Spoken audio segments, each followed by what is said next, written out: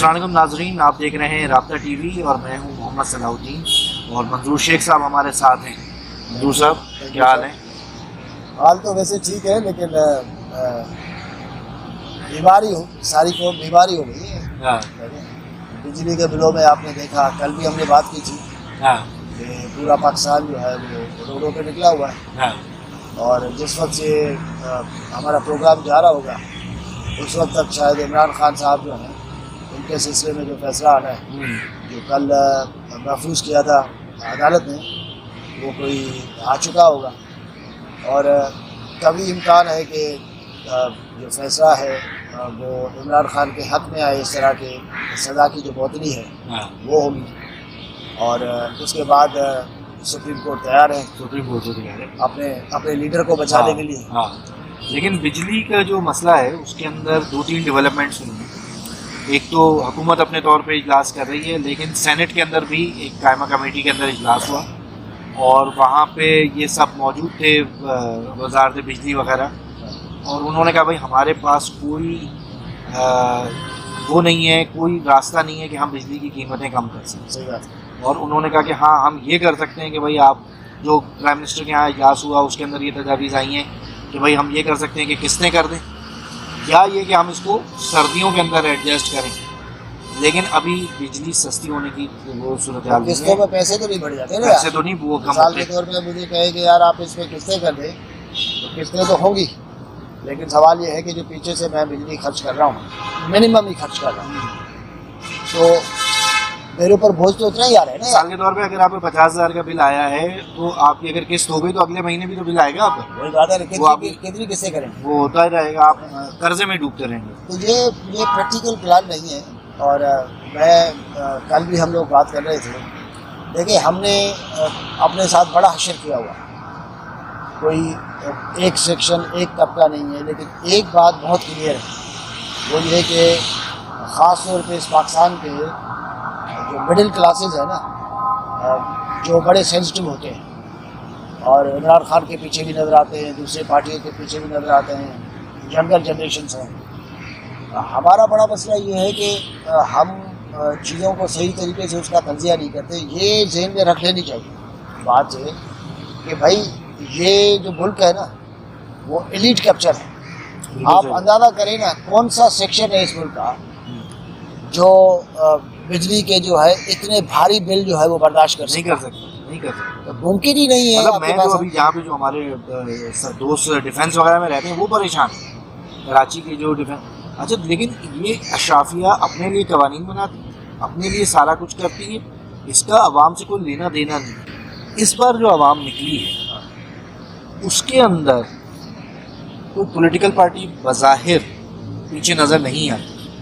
जमात इस्लामी के सिराजुल हक साहब ने 2 सितंबर को हड़ताल की कॉल दी है और एहतजाज की भी कॉल चल रही है उनकी, लेकिन बड़ी मेन स्ट्रीम पार्टियों के अंदर कोई इन मुजाहिरों के पीछे नज़र नहीं आ रहा। तो क्या ये मुजाहिरे कैसे ऑर्गेनाइज हो रहे हैं, इनके पीछे भी कोई कुव्वत है, कोई साजिश है, कोई सिलसिला है, या वाकई इतना ज़्यादा प्रेशर आया है कि यार चलो भाई वो ताजरों की तंजीमें निकल गई हैं, मोहल्ले की तंजीमें निकल गई। इसको ज़रा डिफरेंट तरीके से सोचता हूँ, देखता हूँ।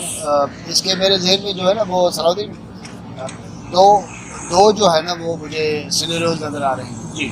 एक बात तो ये है कि देखें आपके ऊपर बोझ जो है वो एक सर्टेन टाइम पे इतना बढ़ जाता है कि आपकी चीखें निकल जाती हैं। आप लोग सुनते थे ना कि जी वो पेट्रोल के जो है वो रेट्स बढ़े, गैस बढ़ गई, ये बढ़ गया, वो बढ़ गया, अब आपकी चीखें निकल रही हैं। तो एक तो चीखें निकल आती है, निकली हैं, ठीक है, इस दफ़ा निकली है चीखें, क्योंकि मेरा बजट जो है महीने का उसमें बिजली का बिल जो है वो सबसे बड़ा जो है वो बार लगने लगा है। यानी अगर मैं मिसाल के तौर पे रेंट में रह रहा हूँ और मैं मिडिल क्लास के तौर पे कोई एक एसी वैसी चला रहा हूँ या कुछ इस टाइप के अप्लायंसेस मेरे घर में है, तो मेरा रेंट जो है उससे ज़्यादा बिजली का हो गया। आपका जो किचन है, किचन का खर्चा जो है आके उसको आके नेक किया, ठीक है। अब आपने सब कुछ बंद कर दिया। आपको ये था ना कि भाई आप महीने में मिसाल के तौर पे 300 से कम यूनिट से इस्तेमाल करेंगे तो कम से कम आपको ये होगा कि यार आपको आपका जो स्लैब है उसमें ज़रा यूनिट की कॉस्ट कम हो जाएगी। लेकिन वो भी पॉसिबल नहीं हो पा हुआ रहा। सर। ठीक इस है, दफा लोगों ने यूनिट कम इस्तेमाल किया, बिजली का बिल ज्यादा है। उसके बावजूद अच्छा वो सारी जो टैक्सेस है ना हाँ। वो बड़े पैमाने पे है। लेकिन एक बात सीधी सीधी है कि एक सर्टेन लिमिट आती है जहाँ पे लोग बैठ नहीं सकते। लेकिन जो मेरे ख्याल है कि एक बड़ी पाकिस्तान की जो फॉल्ट लाइन है वो इस सारी सूरत हाल ने ओपन करके रख दी है। ये राज हमारे सामने बिल्कुल अफशा हो चुका है कि जो पॉलिटिकल फोर्सेस हैं आपको दूर दूर नज़र नहीं आएंगे। देखिए आप जमात इस्लामी की बात करते हैं, जमात इस्लामी का गवर्नेंस में इतना बड़ा स्टेक नहीं है, तो उनके लिए एक अपॉर्चुनिटी है कि यार चलो आप मटीरियलाइज करो। यस, पर आप जब एनालिसिस करेंगे तो आप पाकिस्तान की जो पॉलिटिकल फोर्सेस पूरे हैं ना हाँ। उनको देखोगे ना। आपको मुस्लिम लीग नून, पीटीआई, पाकिस्तान पीपल्स पार्टी, सारी पार्टी। हाँ। अब मिसाल के तौर पे ये तो बड़ा ढोंग है कि कल तक जो गवर्नमेंट थी पीडीएम की जिसमें सारी पार्टियां थी वो अब कहें कि आवाम तो पिस गए। अरे भाईजान 15 दिन बाद पता चला आपको। भाईजान आपको अभी 15 दिन पता चला। कल भी मैं बात कर रहा था ना कि ये कैसी हमारी इकोनॉमी है कि एक लीडर जाता है, एक पार्टी जाती है, कहती है कि जी मैंने तो ग्रोथ बड़ा रोबिस्ट छोड़ा था। हाँ। यार केयर टेकर आती है, उसके बाद गवर्नमेंट नहीं आती है, पता चलता है कि अरे खजाना खाली है, पीछे वाले खाली करके गए। अरे यार ये बीच में आखिर वो क्या है? मुझे तो कभी ऐसा लगता है ना कि आप रेगिस्तान में जो है एक मटका रखें और नीचे जो है ना बॉटम उसमें सुराख कर दे बड़ा, ऊपर पानी डालते जाए तो आप सारी जिंदगी गुजर जाएगी। वापस इन मुजाहिरों के ऊपर लेके आऊँगा। जब इफ्तिखार चौधरी साहब की तहरीक चल रही थी तो हम बड़े खुश थे कि भाई वकला बाहर निकले हैं और वकला तहरीक है। लेकिन बाद में पता चला कि रास्ते में भी देखे ये कर लेकिन वकला तहरीक के बावजूद उसके पीछे किसी न किसी का आशीर्वाद मौजूद थी और कहीं ना कहीं से एक थपकी थी कि हाँ भाई निकलो, और मीडिया को भी थपकी थी कि भाई कवरेज दो। तो ये क्या केयर टेकर ख़त्म करके एक पूरी कोई डिक्टेटरशिप? दो सिनेरियो मैं बता रहा हूँ ना। एक सिनेरियो ये है कि चीखें निकल गई, चीखें निकल गई हैं तो आम आदमी करेगा क्या? बाहर निकलेगा। लेकिन मज़ेदार किस्म की बात है कि उसमें जैसे मैंने कहा कि कोई पॉलिटिकल पार्टी नहीं, क्योंकि कोई मतलब मॉरल ग्राउंड नहीं है उनके पास। हाँ। ये मेरे ख्याल में बड़ा फॉल्ट लाइन है पाकिस्तान का। पॉलिटिकल फोर्सेस को ये सोचना चाहिए कि इनकी हुकूमतें अगर इसमें चलेंगी कि फला शहीद हमने बड़ी कुर्बानियाँ दी, फला नवाज शरीफ वो इतना एग्जाइल में रहा, जरदारी साहब जो है वो 12 साल जेल में रहे, 12 साल जेल में रहे तो उसकी पार्टी 15 साल जो है मुल्क को लूटी, खैर है वो एग्जाइल में रहे। तो आप बड़े बड़े प्रोजेक्ट्स बना के उसमें बड़े बड़े कमीशंस ले, मतलब नज़र नहीं आता है क्या? कोर्टों में चीज़ें साबित नहीं होती है वो और बात है ना। लेकिन सवाल ये है कि मैं आज मेरे पास एक कल्टस है, आपने भी पता है। अब जब 1-1.5-2 साल के पास अगर मेरे पास जो है वो स्पोर्टेज आ जाए तो आप कहेंगे भाईजान आप तो मेरे पास ही काम करते हो, सीधी बात। ठीक है, चले इसको भी छोड़ दो। लेकिन सवाल ये है कि क्या आम आदमी के मसाइल पे पाकिस्तान में सियासत होगी कि नहीं? ये बड़ी इंपॉर्टेंट बात है। और आम आदमी का मसला क्या है? आम आदमी का मसला ये है कि भाई आपका महीना सुकून से गुजरे, आपको बोलने की लिखने की इजाज़त हो, उसकी भी लिमिट है। अब ऐसा नहीं है कि मैं लिख के जो है वो गालियाँ बकूंगा, नहीं, ठीक है ना।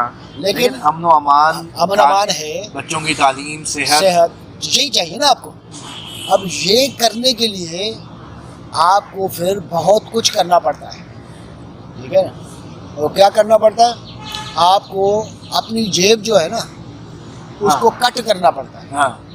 मिसाल के तौर पे मैं कहूँ कि पाकिस्तान में यार इनकलाब आ जाए, सब कुछ ठीक हो जाए और बड़ी आइडियल किस्म की लाइफ हो, और मैं कुछ सोसाइटी के मेंबर के तौर पे मैं कुछ सेक्रीफाइस करने के लिए तैयार ही नहीं।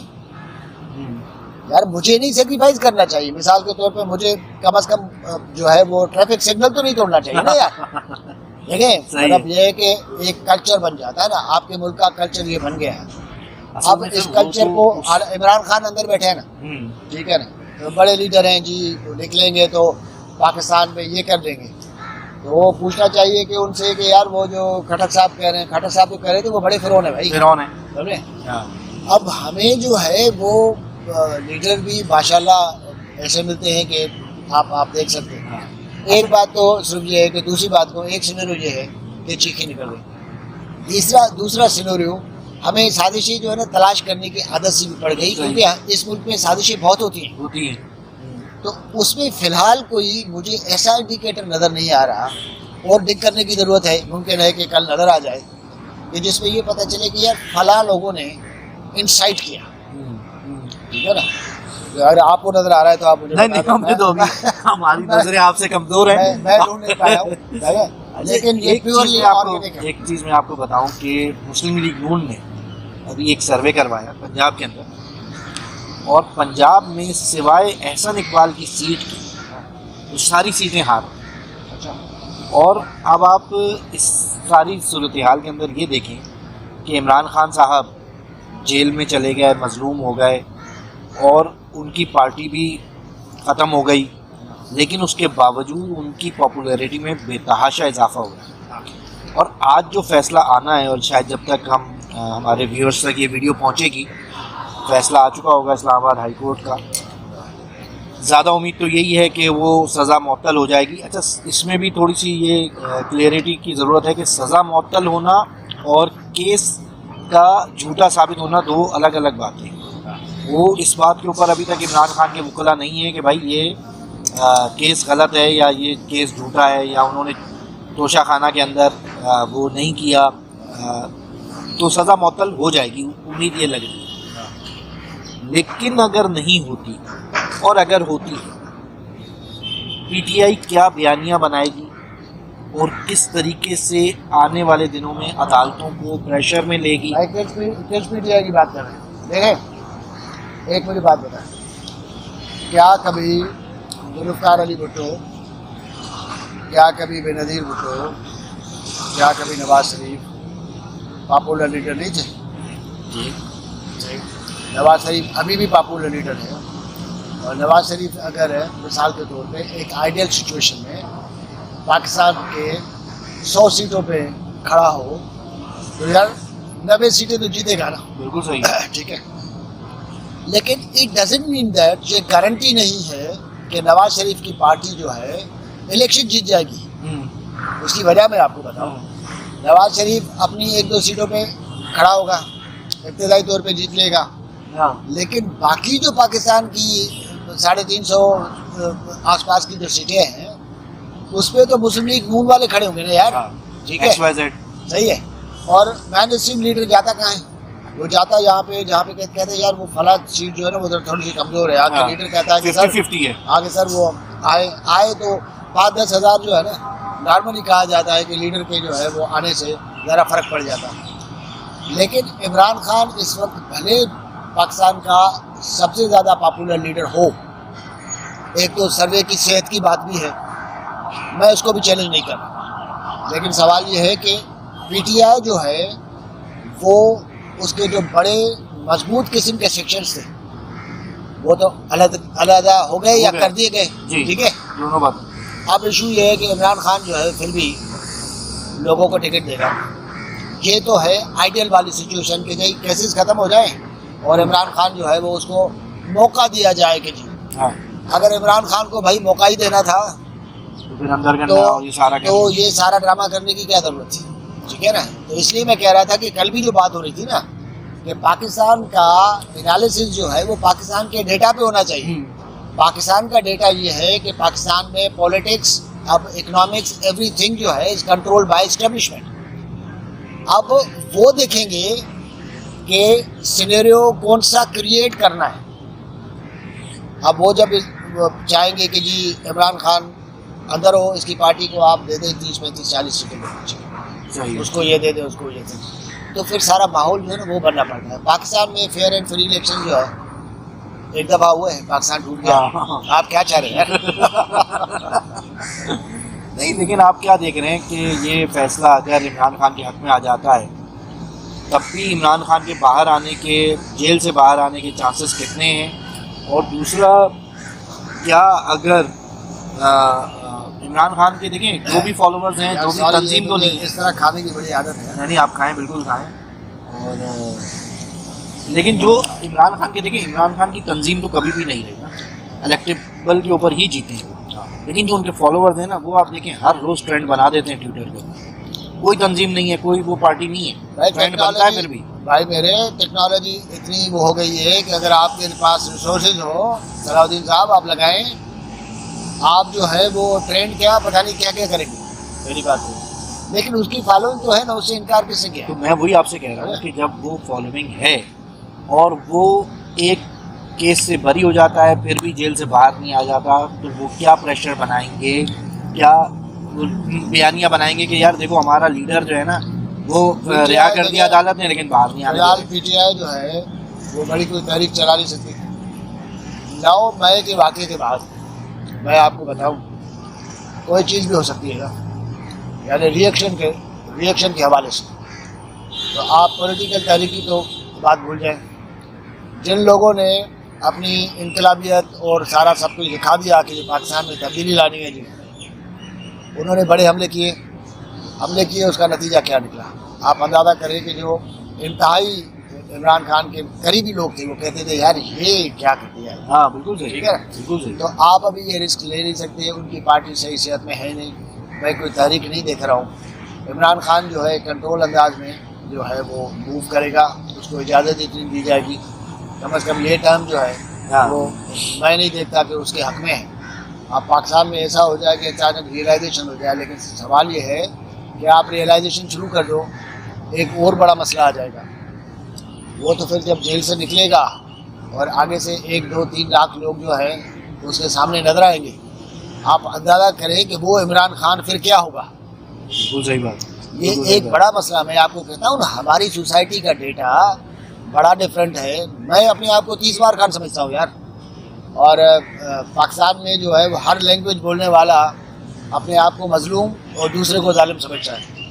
लेकिन सवाल ये है कि मैं न अपनी तरफ देखता हूँ न दूसरों को उस तरीके से देखता हूँ कि एक इंसाफ वाली नज़र होती है ना, नहीं है। और पॉलिटिक्स के अपने रूल्स हैं, अपने रेगुलेशंस हैं। आपके हुक्म से पॉलिटिकल रूल्स जो है ना वो चेंज नहीं होते भाई। सही। तो मेरा ख्याल है कि इमरान खान जो है वो अगर आज और बाद में सुप्रीम कोर्ट जो है बहुत बड़ा भी एहसान कर दे, अपने चीते को बाहर निकाले, लेकिन आप देख नहीं रहे जो निकल रहा है, पुलिस खड़ी है सर आए एक और केस भी है। लेकिन माशाल्लाह उनको खुराक सेट मिल रही है उधर। अभी रिपोर्ट जमा कराई है कल अटॉर्नी जनरल ने। ये आप देखें मुर्ग भी खा रहे हैं और मटन भी खा रहे हैं। बड़ी शर्मिंदगी की बात है यार। अच्छा, ये अडियाला जेल के तमाम कैदियों को यही खुराक मिलती होगी? आप इसको तो छोड़े, वो आम आदमी को ये मिलता है नहीं मिलता है। लेकिन यार चंद दिन पहले उनकी बेगम साहिबा बता रही है कि जी उसके पट्टे भी ये हो गए हैं, और वो 70 साल आदमी जो है 70 साल आदमी उसकी ज़िंदगी जो है वो उसको खतरात लायक है। हाँ। और अब अगर ऐसी खुराक इनको मिलती है, हाँ। और इधर बिजली के बिल के लिए लोग जो हैं ख्वार होते हैं, मैं कहता हूँ बड़ी शर्मिंदगी की बात है। टीवी भी लगा हुआ है सर, अखबार भी आता है, कूलर भी लगा हुआ है। मैं बड़ी शर्मिंदगी की बात है ना सर। और इमरान खान को कम से कम ये तो सोचना चाहिए, किसी इंसान के अंदर थोड़ा सा रियलाइजेशन हो कि यार आपने मुस्लिम लीग बड़े बेकार लोग होंगे, लेकिन उनके साथ आपने क्या हशर किया। एसी बंद करा दूंगा। करा दी सर।